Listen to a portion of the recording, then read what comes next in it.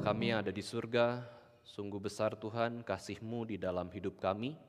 Kami boleh melihat betapa cinta kasih Tuhan itu tercurah di dalam Yesus Kristus yang adalah anak domba Allah yang dikorbankan sebagai penebusan bagi setiap hukuman dosa kami. Kami bersyukur untuk keselamatan yang Tuhan Yesus berikan. Ajar kami Tuhan untuk senantiasa mengingat cinta Tuhan yang begitu besar ini, dan itu mendorong kami untuk hidup bagi Engkau saja. Pada sore hari ini kami bersyukur Tuhan mengundang kami untuk boleh sama-sama berkumpul, menjalankan perintah Tuhan untuk mengingat dan menguduskan hari Sabat.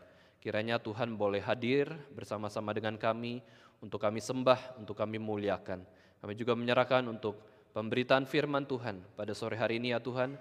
Kiranya Roh Kudus boleh menolong kami untuk mengerti firman Tuhan dan juga tunduk kepada kebenaran firman Tuhan.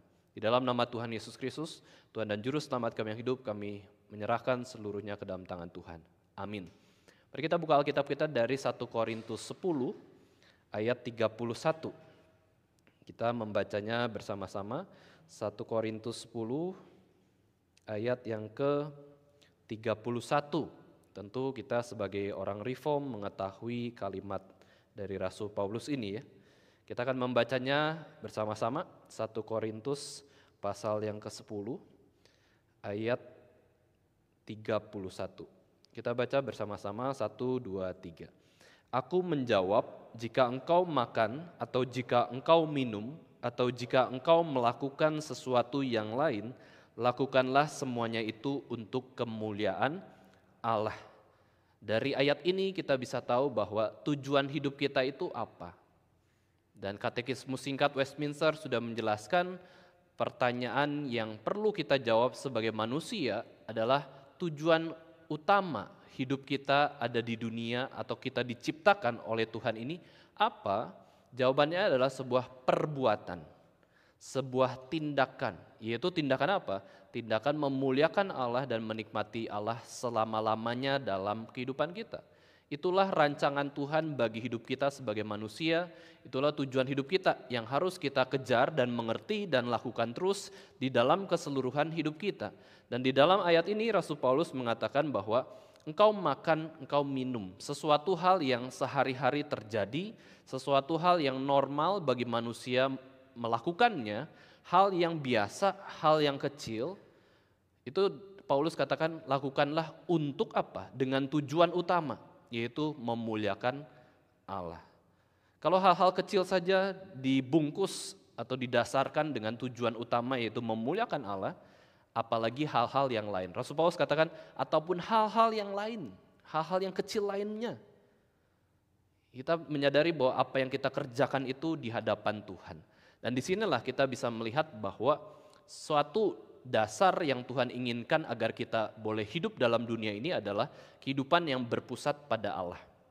Kehidupan yang teosentris, kehidupan yang mau terus memuliakan Tuhan dengan seluruh keberadaan hidup kita.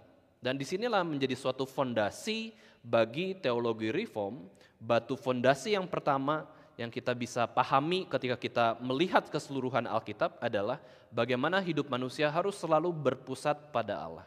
Harus selalu melihat kemuliaan Allah dan juga menyenangkan Allah di dalam kehidupan kita.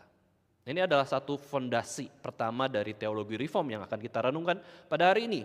Nah, Bapak Ibu Saudara sekalian, secara arsitektur kita mengenal adanya fondasi, ada juga pilar.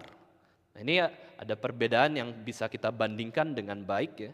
Yaitu ketika kita bicara soal fondasi itu letaknya adalah di bawah, di paling dasar dari suatu bangunan yang tidak terlihat. Fungsinya apa? Fungsinya menopang seluruh bangunan supaya bisa berdiri dengan kokoh, dengan kuat, dan menahan beban yang ada di dalam bangunan tersebut supaya tidak roboh. Itu betapa pentingnya fondasi. Tanpa fondasi bangunan akan mudah goyah dan bisa runtuh ya. Dan kalau kita bicara soal fondasi sifatnya suatu hal yang tidak terlihat. Tidak terlihat tetapi sangat mendasar. Kalau tidak ada fondasi, tidak ada gedung yang terlihat yang kita bisa nikmati di dalam gedung-gedung yang ada. Nah, sedangkan bicara soal pilar, ya Bapak Ibu sekalian, ini letaknya itu berbeda dengan fondasi, tetapi justru di atasnya fondasi berdiri tegak, untuk menyangga setiap bangunan ya. Nah, fungsinya adalah menyalurkan beban dari atap, langit-langit ke fondasi, sekaligus juga menjadi bagian yang tampak dari bangunan. Itu pilar. Ya, pilar-pilar yang muncul, makanya ketika ada pilar biasanya dihias dengan baik, dengan indah, supaya orang juga bisa memahami kekuatan dari pilar tersebut ya. Sifatnya adalah kelihatan, menjadi sebuah identitas bangunan, dan juga bisa menjadi sebuah simbol yang indah, yang terlihat dan juga yang kokoh. Ya, pilar yang ada di dalam gedung. Nah, Bapak Ibu sekalian, uniknya Paulus ketika melihat fenomena arsitektur ini, dia memakai perumpamaan yang kita ketahui di dalam bidang arsitektur ini untuk menjelaskan iman Kristen. Iman Kristen diibaratkan Paulus seperti sebuah bangunan yang terus kita kembangkan, terus kita tambah perluasan ya. Dan kita menyatakan bahwa fondasi iman Kristen adalah Yesus Kristus. Kalau hilang Yesus Kristus, itu bukan orang Kristen. Kalau tidak mengenal siapa Yesus Kristus, itu bukan orang Kristen, itu bukan iman Kristen. Kalau kita tidak memuliakan Yesus Kristus, itu juga bukan orang Kristen. Kita tidak layak disebut pengikut Yesus Kristus kalau kita tidak memiliki pengenalan yang mendasar, yaitu siapakah Yesus Kristus. Dan di dalam 1 Korintus juga Paulus mengatakan tidak ada seorang pun yang dapat meletakkan dasar yang lain daripada Yesus Kristus. Ini fondasi dari iman Kristen. Maka Yesus seringkali disebut sebagai cornerstone atau batu penjuru, ya, fondasi dari bangunan, ya, suatu batu yang sangat penting. Kalau tidak ada batu tersebut, maka seluruh bangunan akan runtuh. Kemudian kita melihat juga Efesus 2 ayat 20, di situ dikatakan bahwa jemaat Kristen, pengikut Kristus itu ada dasarnya, ada fondasinya, yaitu dibangun dari ajaran para rasul dan para nabi dengan Yesus Kristus sebagai batu penjuru. Jadi kita bisa melihat bahwa fondasi iman Kristen itu apa atau siapa. Kalau kita berkata apa fondasi iman Kristen, ajaran dari rasul, nabi, dan Yesus Kristus juga. Ajarannya. Tetapi kalau kita katakan fondasi iman Kristen itu siapa, kita bisa katakan langsung Yesus Kristus yang adalah firman Allah yang hidup juga. Ini adalah dasar atau fondasi dari iman Kristen. Jadi iman Kristen memiliki dasar ya di dalam penjelasan Paulus. Lalu pilar yang menopang bangunan itu apa? Nah, pilar ini adalah suatu hal yang kelihatan, yang nampak, yang muncul dilihat oleh banyak orang, dan ini menunjuk kepada kebenaran dan teladan yang terlihat. Jadi pilarnya adalah apa di dalam bangunan iman Kristen? Yaitu sebuah tindakan firman Tuhan.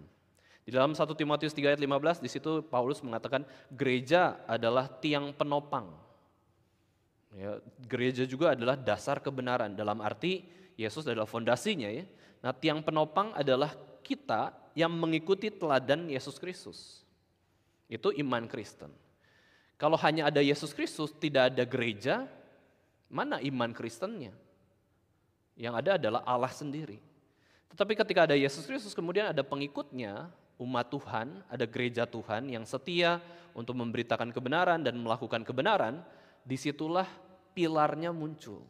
Ya, pilar-pilar yang terlihat yaitu suatu iman Kristen yang dimiliki oleh seorang yang mengenal Yesus Kristus dan dia melakukan firman Tuhan.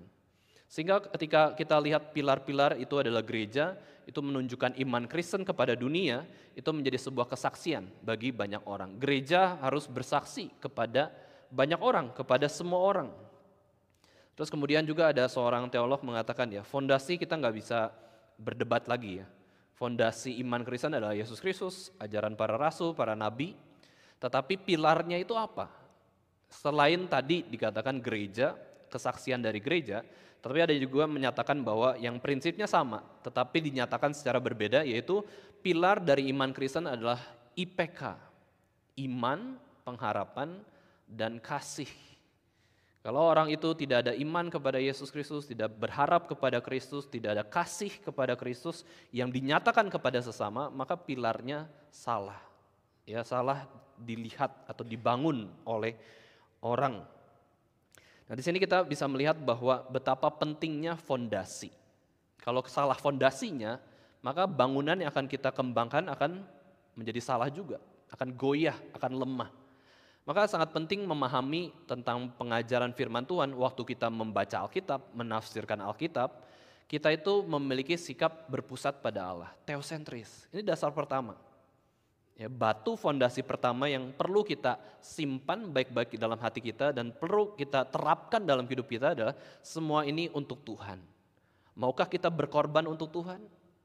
Maukah kita ibadah dengan sungguh-sungguh dan menggunakan seluruh tubuh kita untuk kemuliaan Tuhan? Dan ini yang mendasari orang Kristen pada akhirnya bisa melakukan segala sesuatu dengan yang the best, yang akan selalu bertumbuh. Karena apa? Teosentris. Kita mau melakukan sesuatu untuk Allah, lakukan yang terbaik. Ya, lakukan yang terus berkembang. Ada satu lagu himne Bapak Ibu Saudara sekalian yang berjudul Yesus Segala-galanya. Ya, saya bacakan bait pertama dalam bahasa Inggris. Kalau bahasa Inggris judulnya adalah Jesus is all the world to me. Yesus adalah seluruh duniaku bagiku. Yesus itu adalah duniaku. Ya. My life, my joy, my all, He is my strength from day to day. Without Him I would fall. When I am sad, to Him I go. No other one can cheer me so. When I am sad, He makes me glad. He is my friend.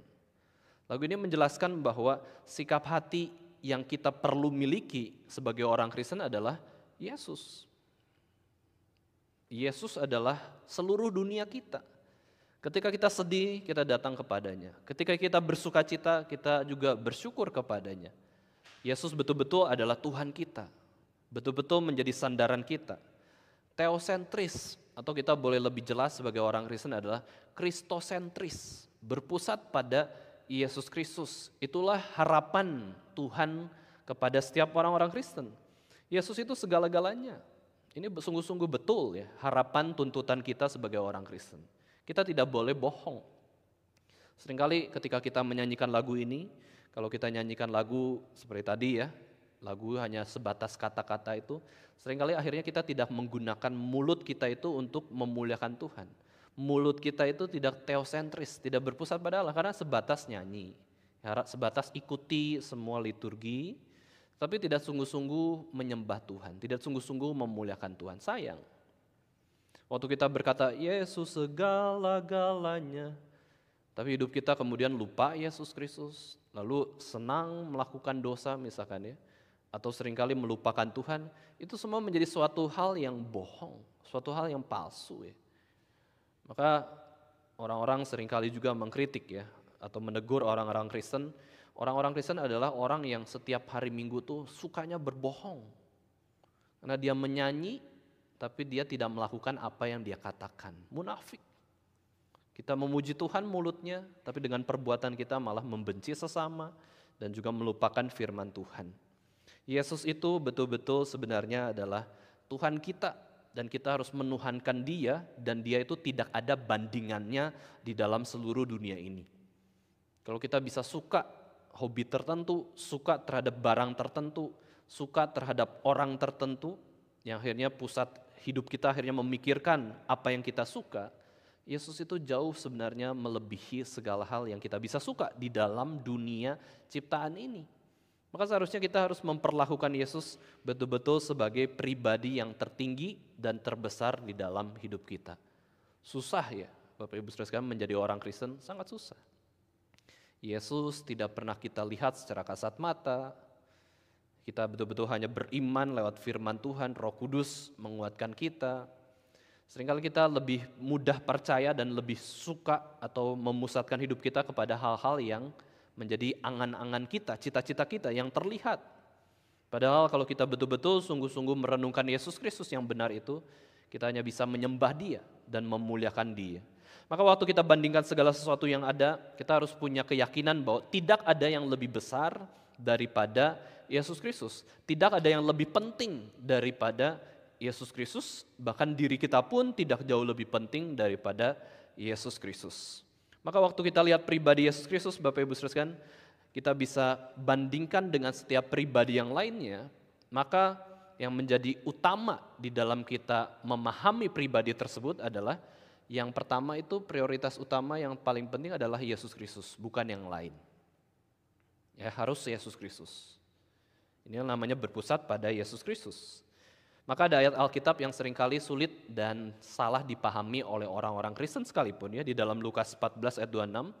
Di situ Yesus katakan, "Jikalau seorang datang kepadaku dan ia tidak membenci bapaknya, ibunya, istrinya, anak-anaknya, saudara-saudaranya laki-laki atau perempuan, bahkan nyawanya sendiri, ia tidak dapat menjadi muridku."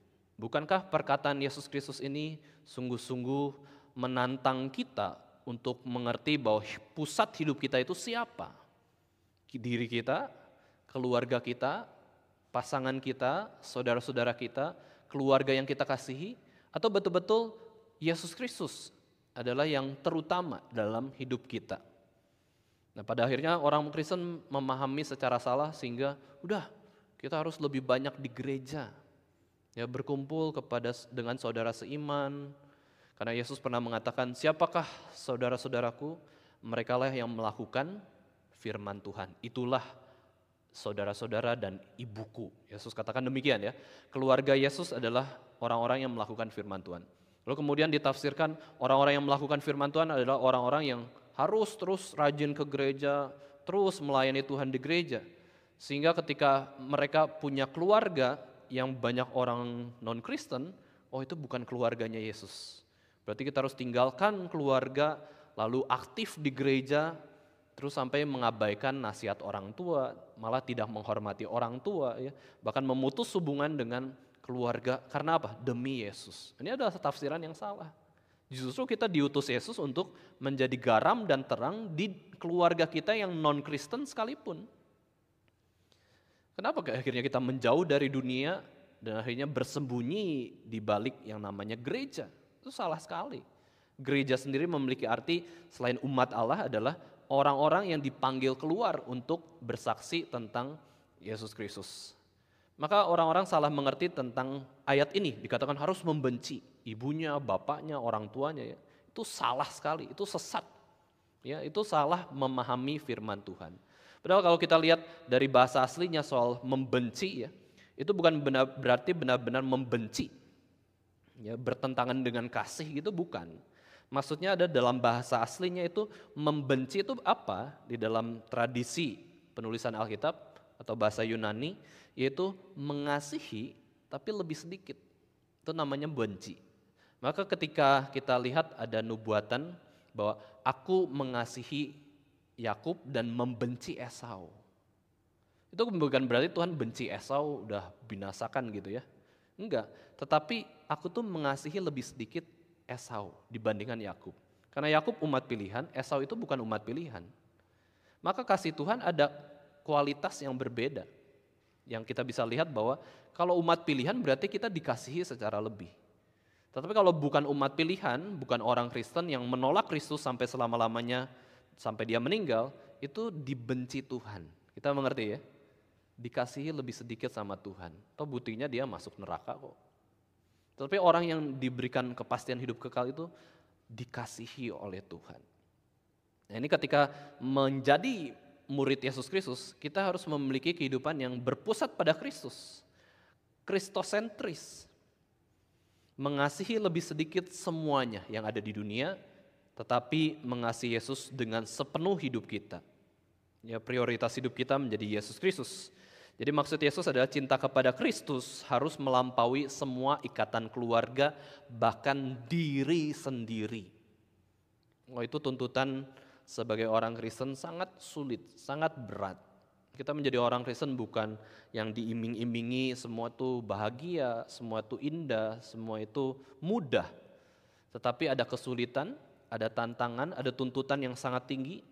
Bahkan Alkitab pun pernah mengatakan, hendaklah kamu sempurna seperti Bapamu di surga adalah sempurna. Hendaklah kita memaksimalkan seluruh hidup kita untuk Tuhan. Nah, Bapak Ibu saudara sekalian, kalau kita lihat soal karya keselamatan dari Yesus Kristus, di sini kita bisa membandingkan ya. Lebih penting manusia atau Yesus Kristus berkaitan dengan keselamatan. Minggu lalu ketika saya ikut salah satu OSG pemuda di Gereja Yogyakarta, terus kemudian muncul pendapat ya. Allah Bapa punya anak tunggal, yaitu Yesus Kristus. Ini dalam relasi Allah ya, relasi Allah Tritunggal. Tetapi Yesus Kristus itu dikorbankan untuk kita. Berarti lebih penting siapa? Sesuatu yang dikorbankan demi sesuatu yang lain, ya kan? Seolah-olah kita tuh jauh lebih penting dari Yesus loh.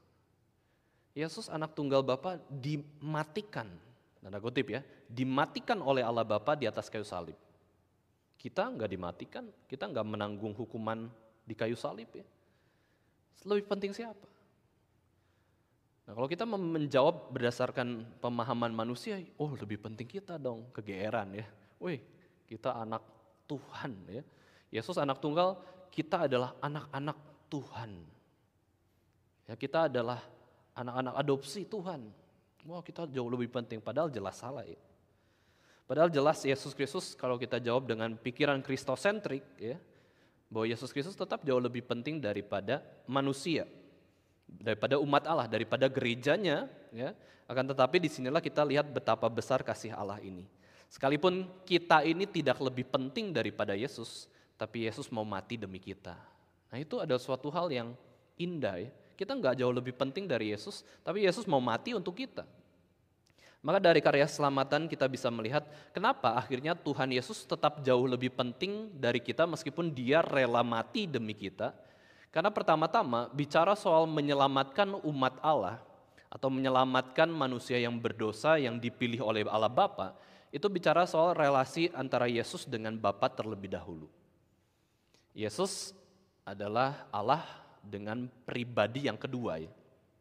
Bapa pribadi pertama, pribadi ketiga adalah Roh Kudus.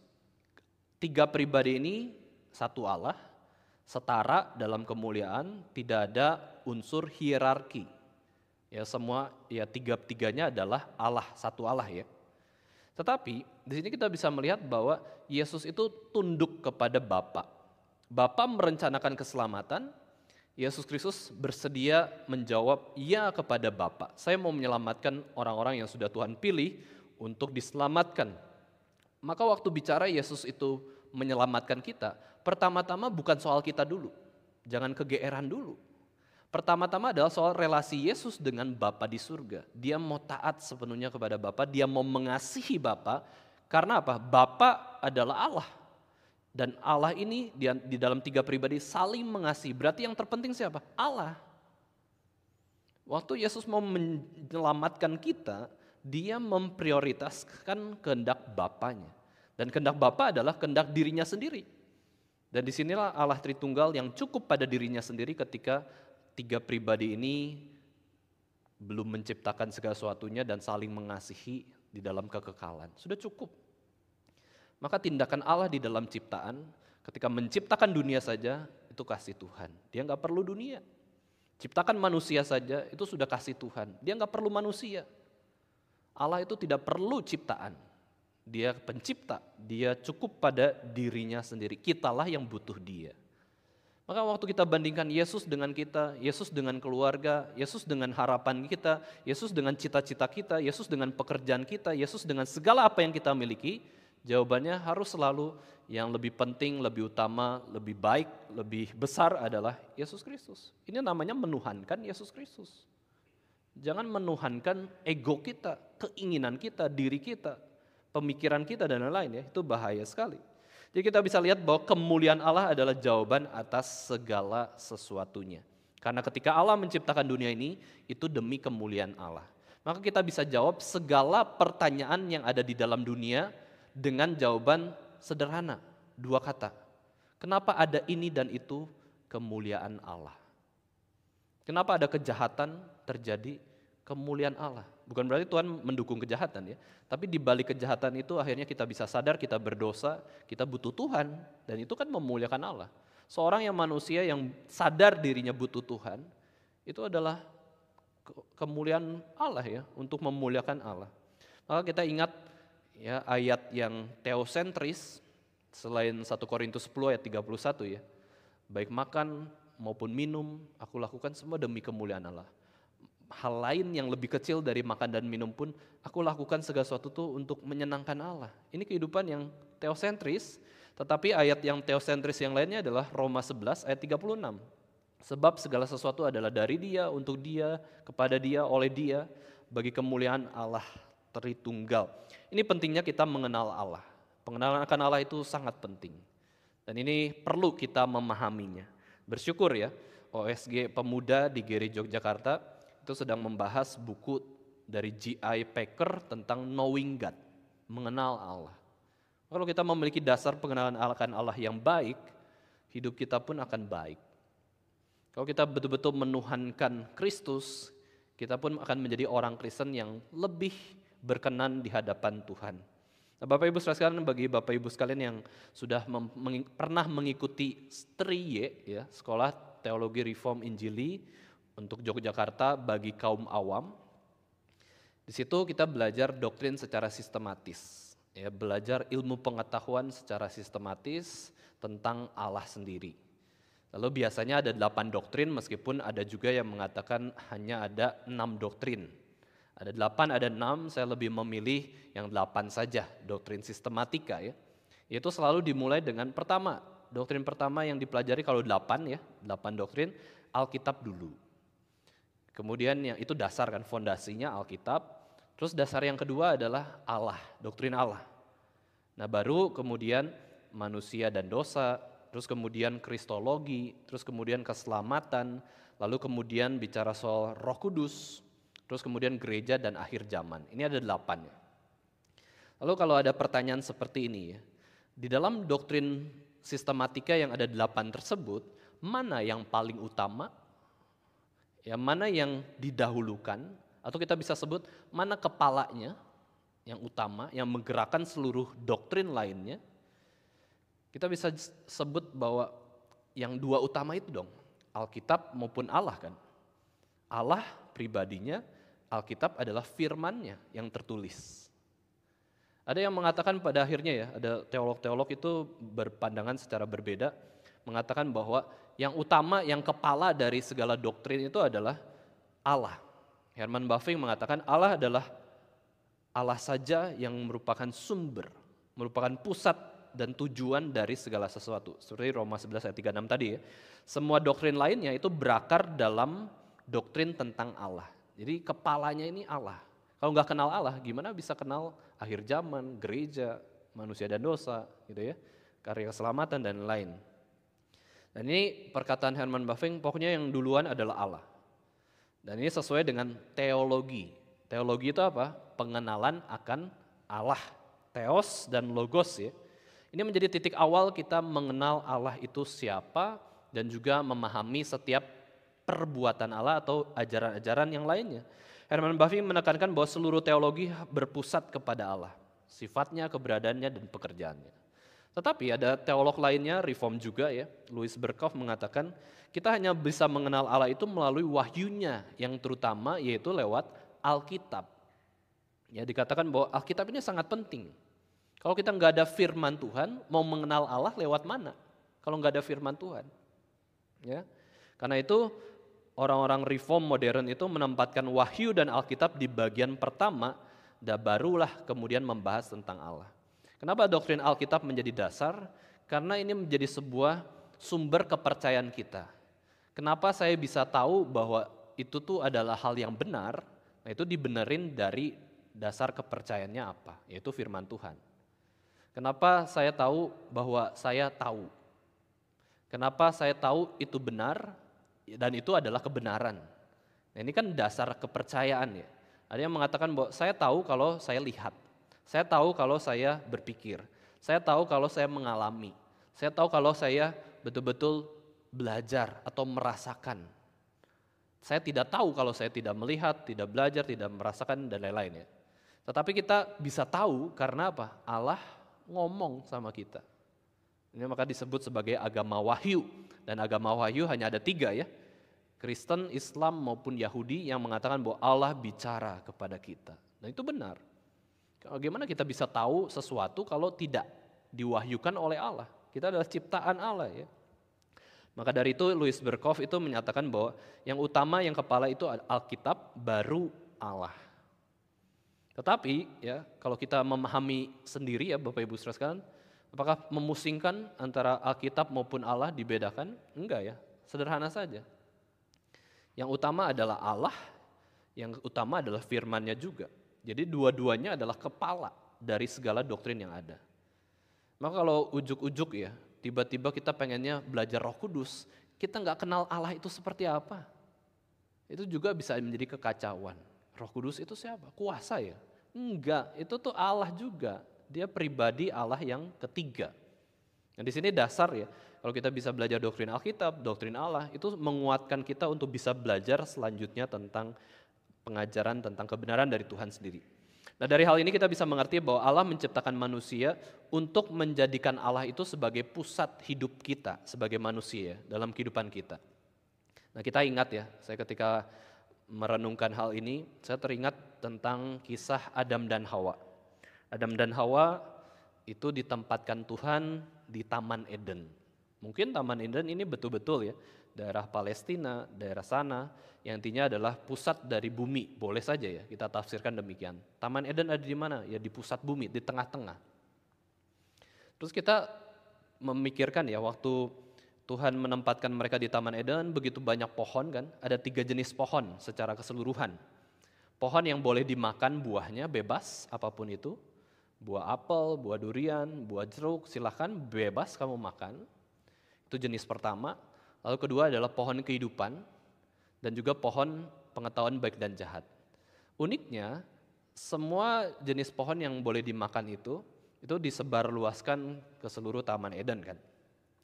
Tapi ada pusatnya yang di tengah, itu ada 2, itu bersebelahan ya. Ada pohon kehidupan satu di tengah dari taman itu, ada pohon buah pengetahuan baik dan jahat itu satu juga. Kenapa harus di tengah?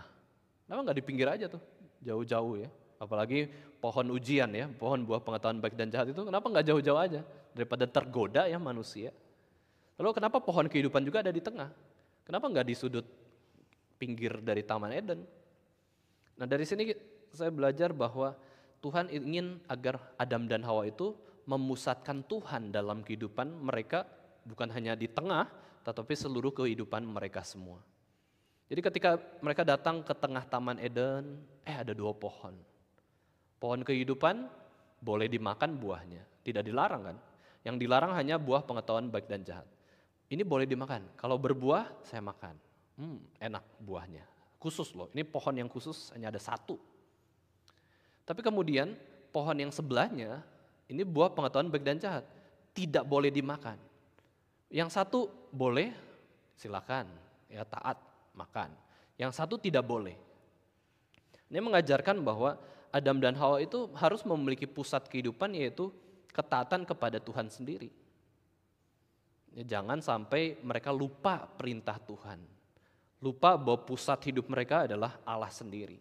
Sehingga Tuhan tempatkan 2 pohon tersebut di tengah-tengah Taman Eden. 1 pohon ujian, 1 pohon upah. Ya karena kamu sudah taat, silakan boleh makan. Tapi kalau kita lihat ketika mereka sudah memakan buah pengetahuan baik dan jahat, Tuhan larang kan.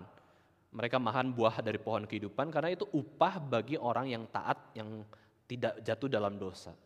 Sehingga pohon kehidupan dilarang, mereka pun diusir dari Taman Eden, hidup mereka menjadi hidup yang tidak berpusat pada Allah. Karena apa? Dosa. Sehingga diusir dari Taman Eden, diusir dari pusat keberadaan Allah, jauh dari Allah. Sehingga prinsip kita sebagai orang Kristen, ya bertumbuhlah untuk mendekati pusat itu sendiri, yaitu Allah ya. Allah adalah pusat hidup kita, dan bagaimanakah kita bisa menjadi seseorang yang betul-betul berpusat pada Allah. Yang orang yang teosentris, orang yang kristosentris, yang memiliki pusat yang jelas ya, memiliki center yang jelas. Yang pertama kita bisa lihat itu orang itu adalah berpusat pada firman Allah. Yesus pernah katakan bahwa manusia tidak hidup dari roti saja, tetapi hidup dari seluruh firman yang keluar dari mulut Allah. Sehingga kita bisa melihat kalau kita butuh makanan, butuh roti, ya, untuk bisa melangsungkan kehidupan kita, maka kita butuh Allah juga untuk bisa berpusat kepada Allah. Butuh firman Tuhan, verbum Dei. Ya, perkataan Allah itu perlu kita dengarkan. Sehingga sekalipun kita bangun pagi, Bapak Ibu saudara sekalian, lalu kita rasa bahwa yang kita butuhkan itu bukan Alkitab, bukan firman Tuhan, yang kita butuhkan adalah handphone kita atau tugas-tugas yang harus kita kerjakan, kita harus menyangkal diri. Kita harus sadar bahwa saya butuh Tuhan. Maka kejarlah firman Tuhan. Ini orang yang berpusat kepada Allah, ya. Firman Tuhan pelita bagi kakiku dan terang bagi jalanku. Bukankah ini berarti firman Tuhan itu menjadi sebuah hal yang kita terus ingat dan kejar dalam kehidupan kita, ya. Maka sangat disayangkan kalau orang Kristen itu hidupnya tidak suka membaca firman Tuhan. Tidak tekun membaca firman Tuhan. Kalau pada akhirnya tidak suka, tidak mau terus berpusat kepada firman Tuhan, maka hidupnya jauh dari Tuhan. Ada seorang pemuda, ya, yang pada akhirnya baru ketemu lagi dengan saya. Terus kemudian ketika cerita-cerita, ya tanya soal bisnisnya bagaimana, karena dia baru lulus dari kuliahnya di kampus, ya. Terus setelah lulus dari kampus, dia harus bekerja, dia bikin bisnis sendiri, dia dimodalin oleh orang tuanya. Terus akhirnya karena beban, biaya, dan juga mau mengejar keuntungan, dia dari pagi sampai malam kerja terus dengan bersemangat promosi produknya, barang-barangnya, ya, yang dia jual. Terus ketika bertemu saya, ketika dia mengunjungi bayi, ya, ketika mengunjungi bayi, kemudian saya sempat tanya, gimana, masih ini enggak, setiap hari baca Alkitab enggak atau berdoa? Sangat sayang sekali jawabannya adalah sudah jarang sekali. Karena apa? Situasi, kondisi. Sudah tidak membaca lagi firman Tuhan, sudah jarang berdoa. Karena apa? Urusannya kerjaan terus. Saya butuh untung, ya, saya butuh membuktikan saya bisa kerja seperti itu, ya. Tapi lupa firman. Ya bagaimana kerohaniannya bisa kuat dan bertumbuh, ya? Tuhan juga mungkin berpikir sangat sayang, ya, karena pekerjaan Tuhan disingkirkan. Tuhan bisa cemburu sama pekerjaan kita. Ya, Tuhan juga bisa menegur, ya, mempertobatkan dia juga sebenarnya, ya. Kemudian ya kita ingatkan lagi, sudah baca firman, kita butuh firman. Terus kemudian besoknya saya ya coba ingatkan lah, ya. Terus saya kirim Mazmur 1, ya. Berbahagialah orang yang merenungkan firman Tuhan siang dan malam. Kesukaannya itu adalah Taurat Tuhan. Yang terus merenungkan siang dan malam, dan kehidupannya apa? Kehidupannya itu berhasil. Apa yang diperbuatnya berhasil. Dia seperti pohon yang ditanam di tepi aliran air yang menghasilkan buahnya pada musimnya. Tidak layu daunnya, apa yang diperbuatnya berhasil. Mungkin ada hal-hal yang seringkali kita gagal, Bapak Ibu Saudara sekalian, sebenarnya untuk mengingatkan kita bahwa kita butuh Tuhan. Kalau kita gagal bukan berarti kita itu tidak mampu, ya. Kita sudah berjuang yang terbaik, tapi seringkali gagal, diingatkan bahwa kita mungkin sudah jauh dari Tuhan, lupa untuk bergantung pada Taurat Tuhan. Ini janji Tuhan itu pasti dan benar kok. Orang yang merenungkan firman Tuhan siang dan malam, kesukaannya adalah Taurat Tuhan, itu seperti pohon yang boleh bertumbuh terus loh. Berbuah jadi berkat. Bukan akhirnya seperti pohon yang layu, kering, terus kemudian mati, gak bermanfaat, gak berbuah seperti itu, ya. Itu adalah orang yang berpusat pada Allah, berarti kita bergantung kepada firman Tuhan. Orang juga yang berpusat pada Allah, itu juga adalah orang yang kagum terhadap Alkitab. Ya, ada hal-hal yang pada akhirnya kita baca. Saya baru mulai lagi baca kitab Kejadian, ya. Sudah pasal kurang lebih 30 itu. Terus kemudian ada satu istilah di dalam perbincangan antara Yakub, ya, dengan Laban, terus kemudian dengan pembicaraan di sana di cerita itu, bahwa terus kemudian ada istilah tentang Tuhan. Tuhan itu disebut, ya, di dalam Alkitab sederhana, yaitu adalah yang disegani. Allah Abraham yang disegani. Yang disegani itu seperti apa? Kaget, ya, ada istilah Allah itu adalah yang disegani, yang kita harus takut, tunduk, hormat. Kita sungkan sama Tuhan. Kita gak berani macam-macam sama Tuhan karena disegani. Dia itu seorang yang pribadi yang harus kita segani. Ya kita kagum ya sama Alkitab, Tuhan tuh betul-betul luar biasa memberikan firman-Nya sebagai panduan hidup bagi kita semua. Bukan saja kita bisa kagum terhadap firman-firman yang muncul di dalam Alkitab, tetapi juga kita bisa kagum terhadap pembuatan Alkitab itu sendiri. Banyak orang komentar Alkitab juga buatan manusia kan, banyak salahnya dong. Terus kemudian kita lihat lagi, oh ya Alkitab juga tulisan manusia. Ada seorang pemuda juga tanya ya, kan sekarang gini, lebih penting atau lebih besar manusia atau firman Tuhan atau Alkitab? Bukankah Alkitab itu yang mengumpulkan adalah manusia, gereja? Makanya ada gereja yang mengatakan bahwa gereja itu di atas Alkitab. Kenapa? Gereja kok yang menentukan ini firman Tuhan, ini bukan firman Tuhan. Berarti manusia penting. Tuhan pakai manusia, manusia lebih hebat dong daripada Alkitab yang dijadikan oleh manusia. Tetapi jawabannya ya bagi teologi reform menjelaskan bahwa kita ini bukan yang nentuin mana firman Tuhan, mana bukan firman Tuhan. Yang nentuin Tuhan dong. Siapa yang katakan ini adalah firman Tuhan yang tertulis yang harus jadi Alkitab, siapa yang katakan bahwa ini tidak boleh menjadi firman yang tertulis dalam Alkitab, itu Tuhan. Lalu kok Tuhan pakai kita? Itu hebatnya Tuhan. Tuhan bisa saja langsung turunkan Alkitab itu dari surga, nih baca. Itu tulisanku semua, itu kata-kataku semua, tidak ada salah. Bisa. Tapi itu terlalu biasa bagi Tuhan. Yang luar biasa adalah Tuhan pakai manusia di sepanjang 1.500 tahun periodenya pembuatan atau penulisan Alkitab. 1.500 tahun panjangnya, kemudian ditulis oleh 40 penulis dengan latar belakang berbeda-beda. Ada yang terpelajar, ada yang pemungut cukai, ada yang nelayan, ada orang biasa, seperti itu, ada yang petani, dan lain-lain ya. 40 penulis yang berbeda sepanjang 1.500 tahun boleh dipakai dengan luar biasa oleh Tuhan untuk menentukan ya, kita bisa sebut menentukan atau dijadikan firman Tuhan yang tertulis yaitu Alkitab. Ini ada kuasa natural, kuasa supranatural. Nah, kenapa Bapak Ibu Saudara sekalian kita bisa katakan bahwa Alkitab ini ketika ditulis oleh manusia kemudian dikumpulkan menjadi 66 kitab itu adalah pekerjaan Tuhan, tetap otoritas itu Tuhan bukan manusia, karena manusia dipakai Tuhan itu sebagai seseorang yang menemukan, bukan menentukan ya. Seseorang yang menemukan, oh ini firman Tuhan. Dari Kejadian sampai Maliaki. Oh ini firman Tuhan, saya menemukan.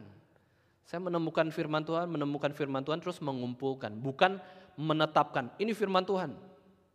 Ya bukan, manusia itu cuma menemukan firman Tuhan dari Kejadian sampai Maleaki, dari Matius sampai Wahyu. Kita hanya menemukan, dipakai Tuhan. Itu justru jauh lebih luar biasa dibandingkan Tuhan turunkan kitab langsung dari surga, seperti itu ya. Nah ini maka kita bisa lihat keindahan Alkitab dituliskan itu seperti apa. Konsistensi dari Alkitab, ya meskipun rentang waktunya ribuan tahun, tetapi pesannya sama. Ya, esensinya adalah Yesus Kristus, rencana penebusan Allah. Lalu Alkitab juga koheren ya. Koherensinya adalah semua itu berkaitan. Dari Kejadian sampai Wahyu itu berkaitan, ada benang merahnya, terus berkaitan, saling berhubungan, sangat teratur, tidak ada yang kontradiksi satu dengan yang lainnya. Dan memang Alkitab adalah firman Tuhan. Firman Allah. Maka kita sebut Alkitab adalah firman Tuhan dan ini juga adalah firman yang kekal, tak tergoyahkan sepanjang zaman. Segala hal yang lain akan berlalu, tetapi firman Tuhan itu tetap selama-lamanya.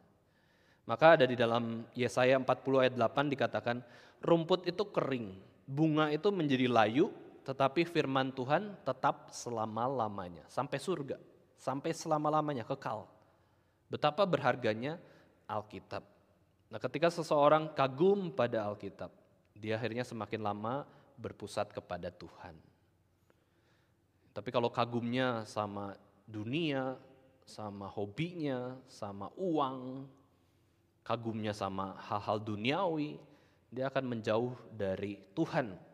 Dan terakhir, orang yang berpusat pada Allah adalah orang yang mengutamakan pengenalan akan Allah. Tadi seperti yang saya sudah jelaskan ya Bapak Ibu saudara, mengutamakan pengenalan akan Allah berarti dia mau terus belajar tentang Allah sendiri. Sekalipun kita sudah mengikuti striye doktrin Allah, tapi belajar tentang Allah itu tidak akan pernah tuntas dalam kehidupan kita sampai kita mati sekalipun. Maka ini adalah kehausan yang mau terus mengenal Allah. Orang yang mau mengenal Allah, mengutamakan Tuhan, akan terus beribadah dan tekun berdoa. Orang yang terus mau belajar mengenal Allah, mengutamakan Allah ya, dia akan terus setia dalam melakukan firman Tuhan. Berjuang terus melakukan firman Tuhan. Nah, mari kita baca Matius 6 ayat 33 Bapak Ibu sekalian ya. Ini menjadi sikap seorang yang berpusat kepada Tuhan, yang sudah kita kenal sebenarnya ayat ini. Matius 6 ayat 33 sampai 34 kita baca bersama-sama. Matius 6 ayat 33 sampai 34. 2, 3. Tetapi carilah dahulu kerajaan Allah dan kebenarannya, maka semuanya itu akan ditambahkan kepadamu. Sebab itu janganlah kamu khawatir akan hari besok, karena hari besok mempunyai kesusahannya sendiri. Kesusahan sehari cukuplah untuk sehari. Nah, ini mengajarkan kita bahwa yang penting kehendak Allah kita lakukan di hari itu. Ya, kita tidak mengkhawatirkan hal-hal lain. Ya seringkali ya kalau kita pelayanan dengan konsisten di dalam pelayanan PI rumah sakit Bapak Ibu Saudara sekalian ya, kita bisa lihat juga karya Tuhan yang boleh bekerja ya. Kita komitmenkan pokoknya seminggu sekali saya mau melayani di rumah sakit. Orang itu bisa nggak sakit-sakit. Ya, ada jemaat Solo itu kasih kelakar ya atau bercandaan, ya saya pokoknya kalau diminta pelayanan rumah sakit saya siap. Kenapa? Karena lebih baik mendoakan daripada didoakan. Gitu ya. Kalau didoakan kan berarti sakit tuh. Tapi kalau mendoakan berarti sehat. Ya mending sehat lah saya doakan. Di situ kita bisa lihat ya, ketika kita sungguh-sungguh mencari kerajaan Allah dan kebenarannya, Tuhan bisa tambahkan iman kita lebih banyak lagi. Sehingga kita nggak khawatir soal nanti kita sakit gimana. Yang penting kita minta hikmat Tuhan. Ya pelayanan itu butuh hikmat Tuhan juga. Jangan sampai ketika kita sakit, akhirnya maksa diri ya, akhirnya menulari orang lain yang pasien yang sedang sakit juga. Ya kalau kita ada kesehatan, kekuatan terus setia. Jangan melakukan sesuatu itu akhirnya karena kita itu tidak mengenal atau tidak memiliki hikmat Tuhan ya. Kita harus melakukan sesuatu dengan hikmat Tuhan. Nah, itu bijaksana pada akhirnya ya. Lalu kemudian ada nasihat dari Patong sendiri mengatakan kita tidak boleh tidak melakukan sesuatu karena dua hal.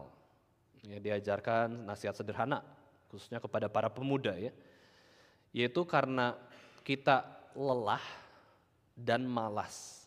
Kalau alasannya lelah dan malas, jangan kita tidak melakukannya. Ya pokoknya harus lakukan sesuatu, ya tetap lakukan.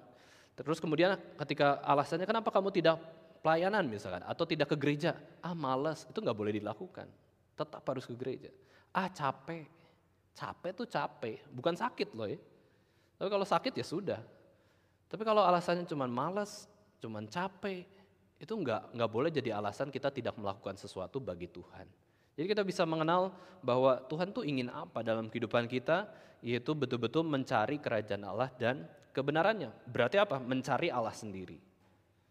Maka ini latihan bagi kita Bapak Ibu saudara bahwa hidup kita itu adalah latihan ibadah di hadapan Tuhan. Jangan kita tidak melakukan sesuatu hal yang baik itu karena malas dan capek. Ya, kalau kita malas udah singkirkan kemalasan itu, lakukan yang baik. Kalau kita capek tetap kerjakan, toh masih capek kan. Bukan betul-betul habis tenaga sampai sakit kan. Dan itu yang membuat Pendeta Stephen Tong pun seumur hidupnya sekalipun umur 85 tahun itu kuat sekali kan. Karena dia sekalipun capek tetap lakukan pelayanan. Sekalipun malas tetap kerjakan, baca firman Tuhan. Tidak ada umur 85 tahun yang bisa sepintar dia dan seproduktif dia, coba bayangkan ya. Kita kenal satu orang siapa? Ya umur 85 tahun tetap bisa pelayanan, bisa khotbah, tetap pikirannya banyak hafal, ya nggak lupa, tetap konsisten jiwanya. Ya itu karena apa? Karena dia mengutamakan pengenalan akan Allah. Maka sebagai orang Kristen, Bapak Ibu sekalian, kalau kita sungguh-sungguh menggunakan seluruh hidup kita untuk mengejar Allah, saya yakin hidup kita pun bisa terus menjadi berkat bagi orang lain ya. Maka doktrin Allah itu sangat penting supaya kita mengerti tentang doktrin yang lainnya juga. Mempelajari manusia ujung-ujungnya harus dimengerti dalam terang pengenalan akan Allah. Mempelajari tentang karya Yesus Kristus pun kita belajar tentang doktrin Allah. Mempelajari Roh Kudus, keselamatan, gereja maupun akhir zaman, itu pun harus didasarkan kepada doktrin Allah. Maka dari itu, inilah kehidupan yang Tuhan inginkan bagi kita, Bapak Ibu sekalian. Mari kita sama-sama memiliki hati yang berpusat pada Allah. Ya, kalau kita memang Tuhan panggil melakukan sesuatu, kerjakan. Ya, kita ada punya banyak tugas sekali dari Tuhan ya, sangat banyak. Mandat budaya, mandat Injil. Kalau Tuhan panggil kita untuk melayani, layani Tuhan. Kalau Tuhan panggil kita untuk memiliki keluarga yang baik, mencari pasangan yang baik, lakukan itu ya. Semua didasarkan karena Allah itu sendiri, jangan karena keinginan kita yang seringkali egois. Sekali lagi Bapak Ibu Saudara sekalian, antara Allah dengan manusia lebih penting Allah.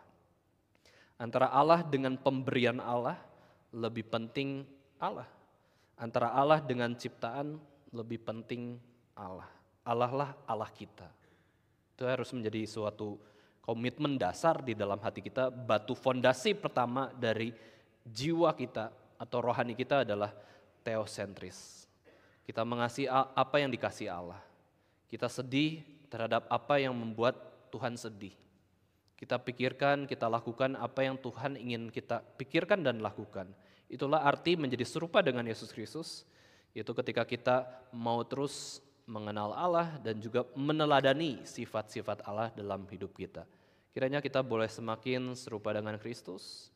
Di dalam segala keterbatasan dan kelemahan kita mau terus bertumbuh di dalam Tuhan.